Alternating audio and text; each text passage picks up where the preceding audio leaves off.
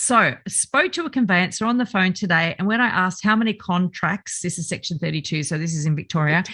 They can review for their fee. They said they're happy to review contracts for nothing as they look over at them after hours, and then the actual conveyancing is charged for.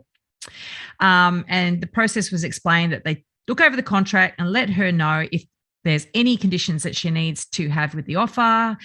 She places a conditional offer when that's possible, of course. And then they start the conveyancing process. And she couldn't quite tell whether this was after the offer was placed or actually accepted. So this is what the conveyancer said to her, right? Does this sound dodgy? The fact they review however many contracts you want for nothing. Am I trapped with a dodgy property if the conveyancing only starts after I made the offer? I thought conveyancing was the looking into the contract stuff. And even if it isn't, if it can be done after. Oh, good. Okay. So he's actually saying he's perhaps confusing property conveyance with contract review.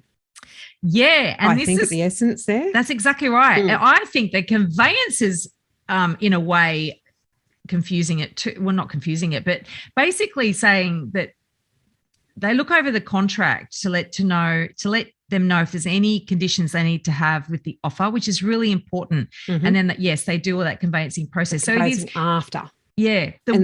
On conveyancing. On a conditional offer, and let's separate these two things. With a conditional offer where you have conditions that the owner will accept, that works. If it's an unconditional offer or an auction, it's the flip way around. Yeah. All your conveyance, all your investigations have to be done before you put in an unconditional offer or bid at an auction. So I want to separate that first because they're two really, really, really different buying situations. And that is really important. But even in New South Wales, like if you buy with a cooling off period, and so that means you've got 5 working days to get all the due diligence and stuff sorted. If you haven't had the contract reviewed by a conveyancer before you do, or a lawyer, before you do that, and you want to actually negotiate changes to that contract, then you don't necessarily get that opportunity. That's not what the cooling off period allows you. So it is really important to get that reviewed. Now, I do worry about a conveyancer. I'll look at as many as possible and I'll do them after hours. That sounds a little offhand to me. Like and I'm not saying, there's plenty out there. Scale to me. Sounds like someone who works from home and unsustainable. Yeah. But we want to, I guess what I want to know, and that's not to say it's bad, it's just to say that person won't be doing that for long in their business, because it'll get to a point where you go, no, I need a life. I'm not going to be reading contracts after hours. Yeah. But I think the key point is we need to separate those two things.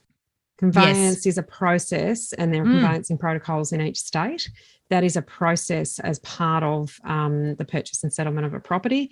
Contract review is often done quite separate to the conveyance. What a conveyancer is looking at in a contract review is there anything that's missing from this contract that we actually need to do some investigations about as part of the conditions of the contract? Yes.